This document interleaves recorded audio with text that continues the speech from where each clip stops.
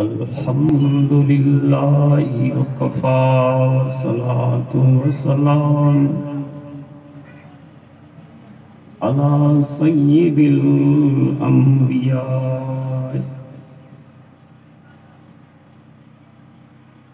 व खातमिल अंबिया व अला आलिहि व सहाबिहि व अहल बैतिहि वअज़वाजिही वज़ुर्रिय्यातिही अजमईन। अम्मा बाद फ़क़द क़ाल अल्लाहु तबारक व तआला फ़िल कलामिल मजीद वल फ़ुरक़ानिल हमीद। फ़ौज़ु बिल्लाहि मिनश शैतानिर रजीम।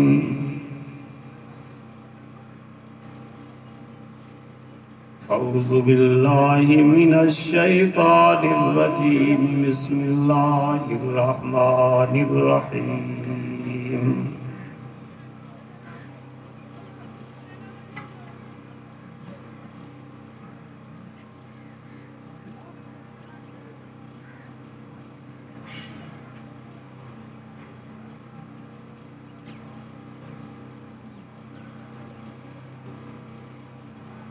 वअमुर अहलक बिस्सलाति वस्तबिर अलैहा ला नस्अलुका रिज़्क़ा नहनु नर्ज़ुक़ुका वल आक़िबतु लित्तक़वा। वक़ालू लौला यातीना बिआयतिन मिर रब्बिह अवलम तातिहिम बय्यिनतु मा फिस्सूफ़िल ऊला वलौ अन्ना अहलकनाहुम बिअज़ाबिन मिन क़ब्लिही लक़ालू रब्बना लौला अरसलत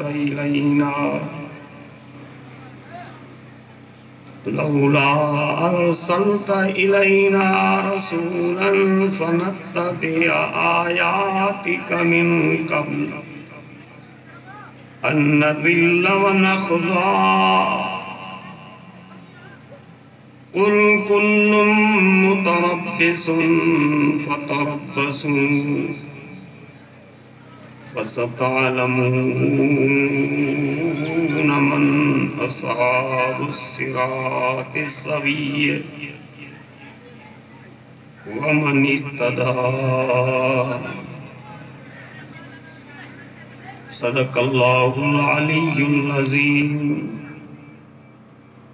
व सदक़ रसूलुहुन नबियुल करीम व नहनु अला ज़ालिका मिनश शाहिदीन वश्शाकिरीन।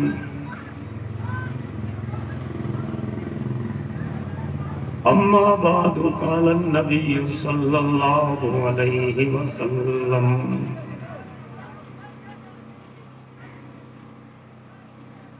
अद्दुनिया मज़रतुल आखिरह औ कमा क़ाल नबिय्यु सल्लल्लाहु अलैहि वसल्लम।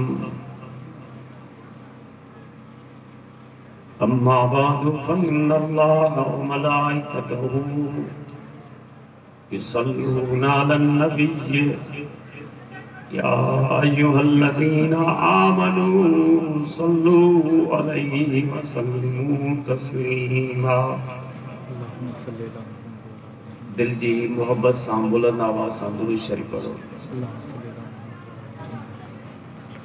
अल्लाहुम्मा सल्लि अला सय्यिदिल अंबिया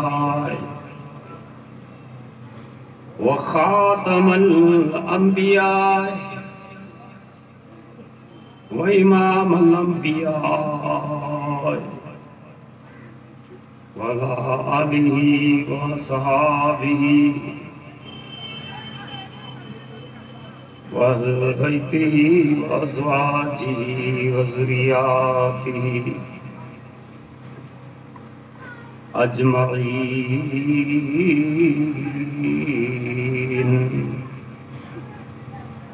अज़ीज़ दोस्तों, आज सामूं कुरान पाक के सिपारे सोरे मजा सूरत ताहा जो आखिरी आयतूं तिलावत कयूं था। दुआ है अल्लाह ताला खां त अल्लाह ताला मुनाचीज़ के कुरान पाक सही समझाने की तौफीक अता करे। तवां सां जमी मुसलमानन के अल्लाह ताला कुरान पाक के ॿुधण खां बाद सोने रसूलुल्लाह सल्लल्लाहु अलैहि वसल्लम साईं जी ताबेदारी ऐं उन जे फरमान के मुताबिक जिंदगी गुजारने की अल्लाह से तौफीक अता फरमाए।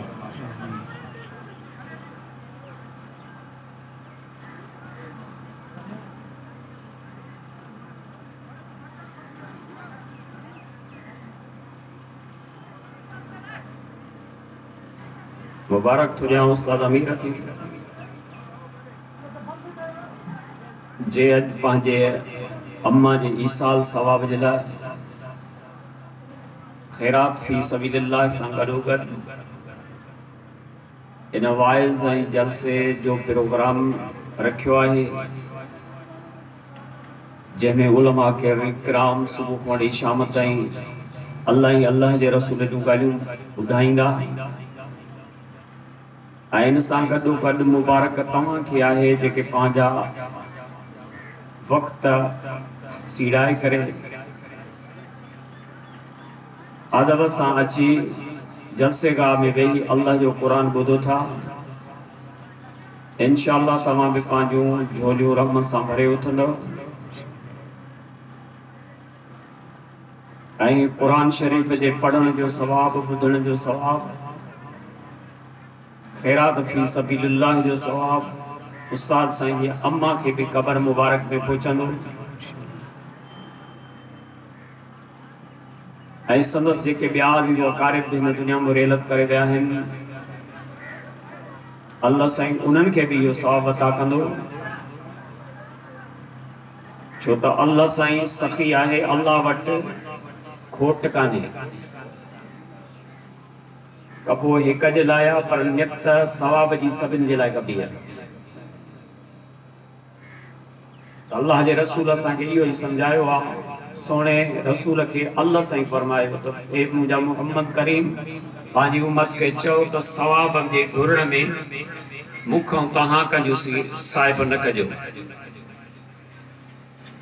जंहिंजे लाइ ख़ासि सवाब जे लाइ तव्हां ख़ैरात कयो था या कुरान शरीफ़ पढ़ायो था, उन जे सवाब जी नियत तव्हां सारी दुनिया के मुसलमान जे लाइ कजो। नबियन, ओलियान, पीरन, फ़कीरन, पांजन, परावन सभिनी मुसलमान जे लाइ।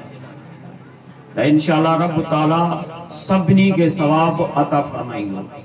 हिक जेतिरो फरमाईंदो कमी कान हूंदी, पर करण वारे खे भी ओतिरो ई सवाब अता फरमाईंदो उन जे अमाल नामे में। ये ना है त ई करे ॿिए जे लाइ तो ॿिए खे सवाब पहुचंदो, हिन खे कुझु न पहुचंदो, पर हिन खे भी ओतिरो ई सवाब मिलंदो हिन जे अमाल नामे में। अल्लाह खां दुआ थो घुरां त अल्लाह साईं तव्हां सां सभिनी खे हुकूकुल्लाह सां गॾु हुकूकुल इबाद भी अदा करण जी तौफीक अता करे।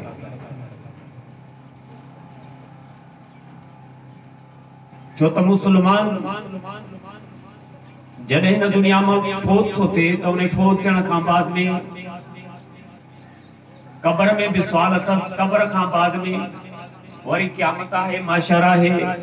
माशर जे मैदान ते भी इंसान के पंहिंजे जिंदगी कयल जा अमाल जेके अथसि उहे उन जे आॾो पेश थींदा। या सॼे हथ में अमाल मिलंदसि या खॿे हथ में अमाल मिलंदसि। को भलाई जा कम कंदो तो वे भलाई जा अमल उन में लिखिया पिया हुंदा, जेकॾहिं को बुराई कंदो तो उन जी बुराई जा अमल उन में भी लिखिया पिया हुंदा। तंहिंजे करे ये पांजी जेका तांजी थोरी जिंदगी आ इन खे गनीमत समझो। इन थोरी जिंदगी में अमाल करण जी कोशिश कयो, नेक अमाल, भला अमाल, बुराई खां बचण जी कोशिश कयो। कहिड़ो वक्त थींदो, को टाइम थींदो, को कंहिंखे इल्म कोन्हे त असां जे जिंदगी जो बाब कॾहिं बंदि थो थिए। वेठे वेठे इंसान हिन दुनिया में हलियो वञे, जॾहिं हिन दुनिया में हलिया वेंदा त हिन दुनिया में पंहिंजी मिल्कियत माल सब छॾे वेंदा, खाली हथे वेंदा। आई मरण खां पोइ पंहिंजा मिट अज़ीज इन जे जान जो कपड़ो विलाए छॾींदा, लिबास विलाए करे, अणसिबियल लिबास कफन वो ॾेई करे आई हिन ज़मीन में एक खंड खोटे जेके असां क़बर था चऊं उन में दफन करे ईंदा। क़बर में वञण खां बाद में बहु हाणे इनखे मौक़ो कोन मिलंदो। ये तो कबर वारो को उथी अची चवे त हाणे मां नमाज़ भी पढ़ा, हाणे मां नेकीअ जा भी कम कयां, भलाई जा भी कम कयां। न, अज जी जिंदगी थव, इन जिंदगी के पांजी कामयाब जिंदगी बनाने जे लाइ सुबह पढ़ी शाम ताईं, शाम पढ़ी सुबह ताईं 24 कलाक तव्हां के इहो फिक्र हुजे त रब कीअं राज़ी थींदो। जॾहिं इन फिक्र में जिंदगी गुजारींदो त गुनाहन खां भी बचंदो, एबन खां भी बचंदो, भलाई जा कम भी कंदो। को यार एड़ी जिंदगी तोखे कम ॾींदी, छो त तुझे आई असां जे कुलनि ते फरिश्ता वेठा आहिनि जेके असां जा आमाल जा दफ़्तर तैयार था कनि। साॼे कुले ते बेकड़ा फरिश्ता आहिनि, खाॿे कुले ते भी ॿिया फरिश्ता आहिनि, साॼे कुले ते असां जे नेकिन वारा अमाल जेके हिन उहे फरिश्ता लिखंदा आहिनि। भलाई जा कम जेके कयूं था, हुकूकुल्लाह जेके अदा कयूं था या हुकूकुल इबाद जेके अदा कयूं था, उहे असां जा साॼे कुले वारा लिखनि था पिया त हिन ने हे नेकीअ जा कम कया। ऐं खाॿे कुले वारा जेके बुराई जा कम असां कयूं था, बदकारी जा कम असां कयूं था, अल्लाह जी मासियत नाफरमानी जा कम कयूं था, उहे खाॿे कुले वारा असां जा दफ़्तर तैयार था कनि। तंहिंजे करे अल्लाह जो कुरान भी असां खे चवे थो, वामुर अहलका बिस्सलाति वस्तबिर अलैहा।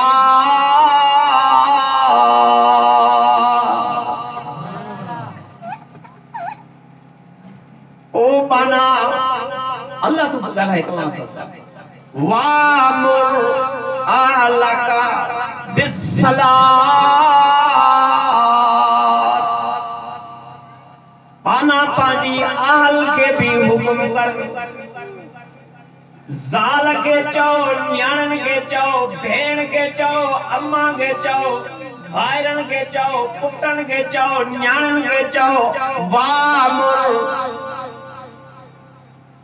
हिकिड़ो छड़ो चवण थींदो आहे, ॿियो हिकिड़ो अमर थींदो आहे, हुकुम थींदो आहे। अल्लाह साईं तो फरमाए त वामुर हुकुम करी,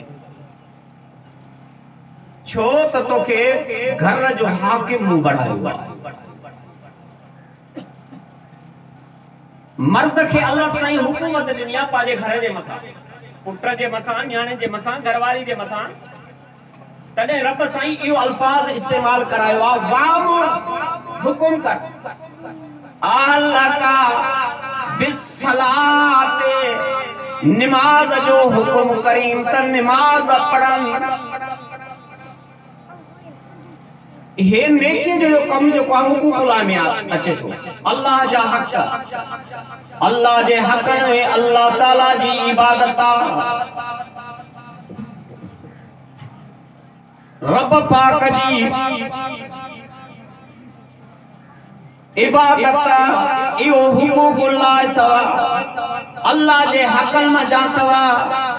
पर यो हक़ एड़ो तवा जेके रब जा कहने से तुझे रूह जी ग़िज़ाए। इंसान के अल्लाह से पैदा कयो आहे हिकिड़ो जिस्म ॾेई, जान ॾेई, ॿियो रूह ॾेई। जिस्म में मथे खां वठी पेरनि ताईं जेके आज़ा आहिनि, उज़्व आहिनि, इन उज़्वन जो हक़ आहे। इन उज़्वन के अल्लाह साईं असांजे ताबेदारीअ में बढ़ायो आहे। अखियुनि के, हथनि के, पाउनि के, पेरनि के इंसान जे हुक्म में अखियूं आहिनि।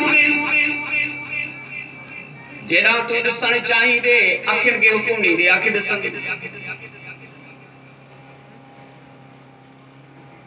ज़बान के जेको तू चाहींदे सो ॻाल्हाईंदे, बुरो ॻाल्हाई, सुठो ॻाल्हाई, उछड़ो ॻाल्हाई, या ज़बान तुझे कंट्रोल में आहे। कन भी तुझे कंट्रोल में,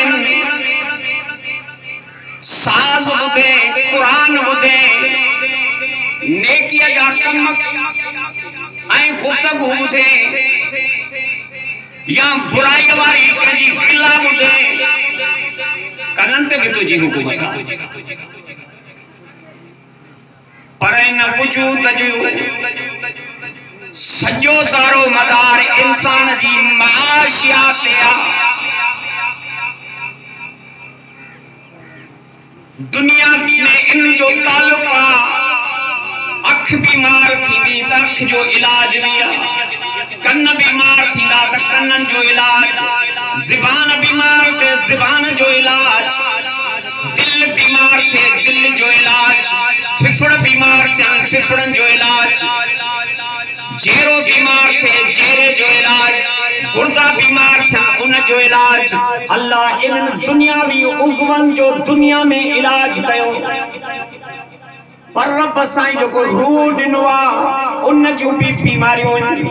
उन बीमारियुनि जो इलाज अल्लाह क़ुरान में ॾसियो आहे। नेकीअ जा आमाल करे कंदे त तुंहिंजो रूह बीमार न थींदो, न त तुंहिंजे रूह खे बीमारियूं लॻंदियूं। शिरक जी बीमारी लॻंदी, गिला जी बीमारी लॻंदी, व्याज जी बीमारी लॻंदी, रुश्वत जी बीमारी लॻंदी, ज़ुल्म जी बीमारी लॻंदी। जो के माण्हुनि जा तू हक़ फबाईंदे, बुराइयूं कंदे, पुछड़ायूं कंदे, ये सभई थी रूहानी बीमारियूं। इन रूहानी बीमारियुनि जो अल्लाह इलाज रसियो आहे। उन में पहिरियों इलाज कई त तौहीद जो क़ाइल बणजाए, मां रब जी सुञाण कजाए, मां रब जी सुञाण करे पोइ मां रब जी पूजा कजाए, मां रब जी इबादत कजाए, सजदा मां रब जा कजाए, पंहिंजे अहल अयाल के भी इन इबादत जो पाबंद बनाए जाए। अल्लाह साईं तॾहिं फरमायो वामुर अहलका बिस्सलात, ओ पंहिंजी आल के निमाज जो पाबंद कजाए। निमाज पढ़ंदे त या निमाज गुनाहनि खां बचाईंदे। इन सलाता तन्हा अनिल फाहशाई वल मुनकर। अल्लाह तो फरमाए बेशक निमाज तो के फाहिश कमन खां, पुरन कमन खां, पुछड़ाई जे कमन खां रोकींदे। निमाज जो पाण भी पाबंद बण जो, बचड़न के भी पाबंद बनाए, न्याणन के भी पाबंद बनाए, घरवारी के भी पाबंद बनाए। सारा मुसलमानन के अल्लाह जो इहो हुकुम आहे, ओ मुहम्मद करीम जा उम्मतियो निमाज जा पाबंद बणजो। निमाज 5 वक्त अदा कजो, 5 वक्त मां अल्लाह जो सजदो अदा कजो, सजदो कजो मां रब जे आॾो झुकंदो त तव्हां के रूह जो बीमारियूं न लॻंदियूं।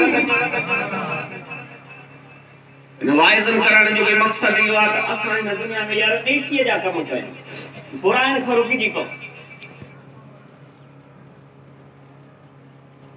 पर जेकॾहिं तव्हां असां वटि इस्लामी न हूंदो, दीनी न हूंदो, तौहीद ही न हूंदी, खुदा जी वहदानियत न हूंदी, अल्लाह जी सुञाण न हूंदी, त पोइ ये नेकीअ जा कम काॾो कंदासीं? वाड़िया कंदा, उहो न कंदा। मेघवाड़ भील माड़े चा शुक्र कयो जो अल्लाह तव्हांखे मुसलमान बनायो आहे, असांखे मुसलमान बनाए थी। आई अल्लाह अबो अम्मा मुसलमान देना पाड़ो मुसलमान गोठ मुसलमान मुल्क मुसलमान ही वड्डी अल्लाह जी नेमत था। हाणे जो एड़ी नेमत जो असा कदर न कयो, भलाई जा कम न कयो, बुछड़ाई जा कम कयो, वो बचंदो छा? बाकी दावा असा वट वडी हुंदी है। थोड़न थोड़न गालन ते नफरत हिकारत बेते हमलो करण, बेखे बुछड़ो चवण, बेखे बेकार चवण। साईं नबी को नहीं मनेदा, साईं वलियों को नहीं मनेदा, कंखे था चऊं मुसलमानन के था। मुसलमान हुजे वो मुसलमान थींदो ही तरह हाजरे पाजे प्यारे नबी मुहम्मद करीम सल्लल्लाहु अलैहि वसल्लम साईं जे मथा ईमान आणे, नबी के सचो चवे, नबी सां मोहब्बत रखे। मुसलमानी त नहीं है ना बाबा, वाणे के मुसलमान नथा चऊं, मेघवाड़ के मुसलमान नथा चऊं, छो त वो असां जे नबी के नथो मने। हालांकि न तो वाणिया भी प्या असांजे प्यारे नबी सल्लल्लाहु अलैहि वसल्लम जी तारीफ कंदा आहिनि। हिंदू ने तारीफूं कयूं असांजे नबी जी, अंग्रेजन तारीफूं कयूं, यहूदन तारीफूं कयूं, किताब भरिया पिया आहिनि असांजे नबी जी तारीफ में। जेके गैर मुसलमान तारीफूं कयूं, पो भी उन्हनि के हिंदू था चऊं, पो भी उन्हनि के मारे चो था चऊं, पो भी उनके गैर मुस्लिम था चऊं। मुसलमान करे उन्हनि के तस्लीम नथा कयूं, छो त मिठड़े मुहम्मद ते कलमो नथो पढ़े, उन जी ताबेदारी जो इकरार नथो करे। अरे हिकड़ो कलमो भरे करे चवे तो ला इलाहा इल्लल्लाह मुहम्मदुर रसूलुल्लाह, मुझो अकीदो आ त खुदा का सवाए कोई इबादत जे लायक नाहे, मुहम्मद अल्लाह जो सचो रसूल आ। आई मां मुहम्मद करीम जी ताबेदारी जो इकरार तो क्या त पानी जिंदगी में मुहम्मद सोने जी नाफरमानी न कनी।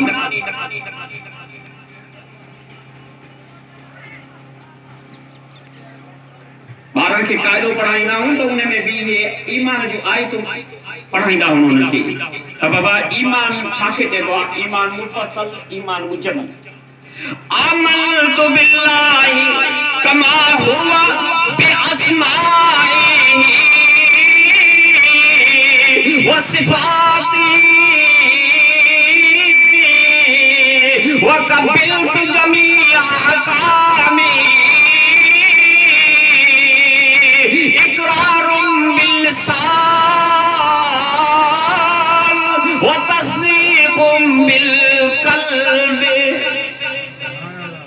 मुसलमान पीरियों पीरियों मुसलमान इन शे जो इकरार कंदो। आमनतु बिल्लाह मां अल्लाह ते ईमान आंदुम, कमा हुआ बिअस्माइहि जे सदस्य जिस्म मुबारक है, नाला मुबारक है, व सिफातिहि अल्लाह जो सिफतों जे कहरे मां उन सिफतुल मुताबिक रब के मन्या दो। व कबिलतु जमीअ अहकामिहि अल्लाह साईं जेके हुक्म दिना न सके मां उन सबने हुक्म जो इकरार बिल लिसान ज़बान सां इकरार कया दो, व तस्दीकुम बिल क़ल्ब दिल सां उन जी तस्दीक भी कया दो। मन्या तो दिल सां त मुखे जेको अल्लाह चवा मां वो ये कंदुम। ये असां सभिनी मुसलमान जा इकरार हैं। ये इकरार हिंदू नथा कन तरे उन के हिंदू था चऊं। भल असां जे सोने नबी जी तारीफ कन था, पर या तारीफ अल्लाह के कबूल ना है। कबूल तने पदी जने इकरार मोहम्मद करीम जी फरमा बरदारी जो करे। आमनतु बिल्लाहि व मलाइकतिहि व कुतुबिहि व रुसुलिहि वल यौमिल आखिर वल कद्रि खैरिहि व शर्रिहि मिनल्लाहि तआला वल बास बादल मौत। ये मुसलमान जो इकरार कंदो आमन्तु बिल्लाहि मा अल्लाह ते ईमान आदम व मलाइकतिही आई अल्लाह जा मलाइका भी मन्या तो त अल्लाह जी मखलूक मलाइका आहिन। मलाइका त सभी मुसलमान ॾिठा आहिनि पर मन्या था आहिनि मलाइका। सत आसमान सजा सब मलाइकन सां भरिया पिया आहिनि। मीर मोहम्मद साईं जॾहिं मेराज ते वियो त सुणे साईं ॾसियो त मलाइका एतिरा हा जो मां कदम भी न पियो रखी सघां। एॾा मलाइका आहिनि अर्श ते फर्श ते आसमान ते। पर हिन जेके असांखे वरी सुणे साईं जन ॾसियो आहे त जेको मींहुं वसाइण वारो हज़रत मीकाईल अलैहिस्सलाम इन सां एतिरा त फ़रिश्ता आहिनि जो हिकु हिकु फ़रिश्तो फुड़ी खणी ईंदो आहे न ज़मीन ते। हिकिड़ो दफ़ो फुड़ी खणी आयो फ़रिश्तो त हुनखे वरी वारो को नथो मिले। एॾा फ़रिश्ता वरी हज़रत मीकाईल अलैहिस्सलाम खे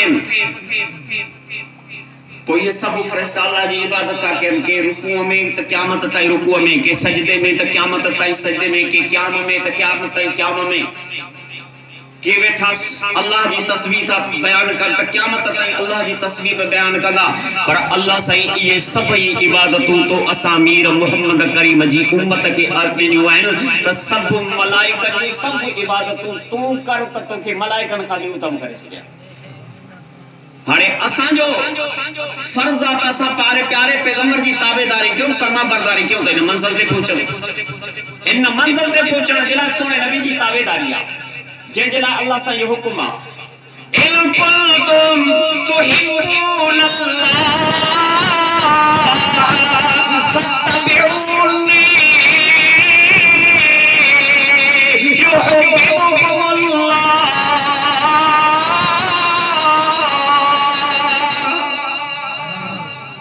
अल्लाह के राजी करो थो त पांजे नबी जी ताबेदारी कयो, फरमा बरदारी कयो। रब राजी थी पंदो इंशाअल्लाह। को ये दुनिया बि असां जी संवार जी पंदी त कब्र बि संवार जी पंदी।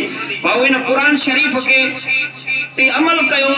इहो ही था मुझे मोहम्मद करीम जो वाइस, मोहम्मद करीम जो हुकुम, अल्लाह जो हुकुम असां उम्मत के मुझे मोहम्मद करीम इहे अल्फाज चया आहिनि त वामुर अहलक बिस्सलात, तू त नमाज पढ़ो पर अहल के भी चओ त नमाज पढ़े।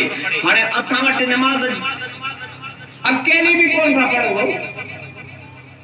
अॼु जेकर बेपरी जो हितड़े टाइम थी वञे न त ॾिसजो आज़ान अचे त हितड़े वञी मुला वञी रहंदा के थोरा वञी नेक ॿिया माण्हू बि रहंदा।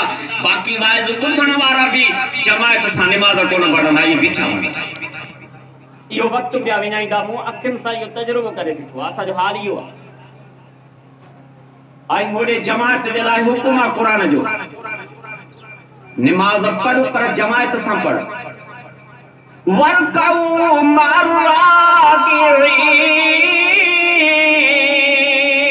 ओ मुजा उम्मती रब जो हुकुम थई त जमायत सां वञी नमाज पढ़। जीअं मुंहिंजी जमायत में ॿिया माण्हू था रुकू कनि तूं बि उन्हनि सां गॾु रुकू कर। जमायत सां नमाज पढ़ जो वॾो हुकुम। पर ही हाल अहिड़ो थी वियो आहे अॼु जे टाइम में। मुझे मोहम्मद करीम साहिब उन वक़्त साहबन चयो त साहबन के फरमायूं मुंहिंजा साहबियो हिकिड़ो अहिड़ो वक़्तु मुंहिंजी उम्मत ते ईंदो जो उहो अमल कंदा रब उन्हनि खे सवाब ॾींदो। जे तव्हां अॼु उहो अमल कयो त तव्हांखे रब सवाब न ॾींदो। अहिड़ा अमल जेके साहबन के फरमाए तव्हां कंदो त तव्हांखे सवाब न मिलंदो। पर मुंहिंजी पुराण पुछाड़ी वारी उम्मत कंदी त उनखे सवाब मिलंदो। अॼु नफ़्सा नफ़्सीअ जो अमल आहे। टाइम आहे असां माण्हुनि खे चवंदा आहियूं त ॿेली हाणे जमायत सां न पढ़ो पर अकेली त पढ़ो। अहिड़ो वक़्तु अची वियो आहे जो अकेली पढ़ण जे लाइ बि माण्हू तयारु न आहिनि। अमड़ियूं घर में पढ़ण जे लाइ तयारु न आहिनि। ॿाहिरि तयारु न आहिनि। बचड़ा तयारु न आहिनि। असां नमाज़ खां परे हो नमाज़ खां परे हुजण जे करे शैतान जा असां शिकारी बणिजी विया आहियूं। पंहिंजे नबी साईं सां मोहबत सिर्फ़ ज़बानी दावा ताईं महदूद पहुती आहे। बाक़ी अमल में असां पंहिंजे महबूब जी ताबेदारी असां खां आश्कार नथी थिए। न त पेश कयो ज़ाहिर कयो अल्लाह जे नबी जी ताबेदारी त तव्हां असां जी ताबेदारी खे रब ॾिसी करे असां जे मथां अल्लाह जो रहमतूं वसन। हाणे रहमतूं न आहिनि पर अल्लाह काविजी पियो आहे। कोरोना वायरस जो अज़ाब कदे केड़ो अजाब कदे डुकर जो अजाब आ कदे असा जा फसल तबाह पे थन बर्बाद पे थन हाणे कोरोना वायरस का बाद बे वरी वडो अजाब बियो अचण शुरू थियो आ आज खबरन में होयो त ब्रिटिश में बर्तानिया में कोरोना वायरस जी वैक्सीन तैयार कई थन त जे के लगंदी त कोरोना वायरस उन के असर न कंदो या बीमारी न थींदी अञा उहा वैक्सीन इस्तेमाल कान कई थन हिकड़ी सख्त कोरोना वायरस का भी वधिक खतरनाक वायरस भी पैदा थी वई आहे सनी ब्रिटिश में लॉकडाउन करे छे अतन पाकिस्तान जी जहाजन के अचण जी मना करे छे त हितो वारो को भी न अचे न अंदर वारो बाहर वने न बाहर वारो अचे यानी हाणे अञा अजाब वधिक थो थे वरी बी गाल हलाई तन जो कोरोना वायरस जी या इंजेक्शन हणाइंदो त उने जी शक्ल अल्लाह चेंज करे छडींदो इस्तेमाल कयो तन त उने जी शक्ल थी वेंदी वांगू जड़ी मायूं हणाइंदियूं त उने जी शक्ल में वार दाढ़ीअ में फुटण शुरू थी वेंदा यानी इहो त अजाब थियो नहीं है तो अजाब खत्म ही न थे वरी बियो अजाब ये अजाब भाऊ तने थी थन था जने अल्लाह असा अल्लाह जे रसूल जी नाफरमानी कर शुरू कया नेकी जा कम न था कयो बदकारी जा कम था कयो तने करे मां अजो अर्ज तो क्या तो ख्याली पाते जे गोठ वारा पस गिरदाई वारो बेली रब जे अजाब की दावत न दियो अल्लाह जे रसूल जी फरमा बरदारी कयो अल्लाह जे रसूल सा मोहब्बत जो हक अदा कयो पंज वक्त नमाजी थो अमरन के नमाज पढ़न जला चो भाइरन के नमाज जला चो बच्चन के कुरान सा मोहब्बत पैदा करायो त बच्चा कुरान पढ़न तमा सा सुबह जो बेही करे कुरान जी तिलावत कयो अल्लाह जे कुरान सा मोहब्बत कयो इंशाअल्लाह असा मटे ये सब मर्ज खत्म थी वेदा ये वबाऊं खत्म थी वेदियो ये बीमारियों खत्म थी वेदियो पर जे करे अल्लाह जी नाफरमानी कंदा से त अजाब को कोन बचदा से मौत त एकड़े जाड़े अचणो आ कोई भी मौत को बचंदो कोन नबी हुजे वली हुजे पीर हुजे फकीर हुजे सबनी ते ये शे अची वयो अल्लाह दो फरमाए वा मुर अहलक बिस्सलाति वस्तबिर अलैहा अल्लाह सही हुकुम फरमायो त एको तो पाण भी नमाज पढ़ो पाबंदी असा नमाज पढ़ो पर पांजे अहलो अयाल के भी नमाज पढ़ायो ला नसालु कर रिज़्क़ा छो त अल्लाह त रिज़्क़ ॾियण वारो दुनिया दौलत कौन तो घुरे पयो अल्लाह पाजी इबादत तो तलब करे अल्लाह जो रसूल भी यो हुकुम तो दे तमाके तमाजी दुनिया दौलत न खपे तमा मुजी फरमा बरदारी कयो तावेदारी कयो नानु नरज़ुकुका रब तो फरमाए कर रिज़्क़ तमाम निलवारो पागल में तमाजा मेवा पैदा करने वारो मां जमीन में फसलन के पैदा करे उन मुखार खाद खुराक फसल भी देने वारो मां अल्लाह वल्लाहिबतुल तकवा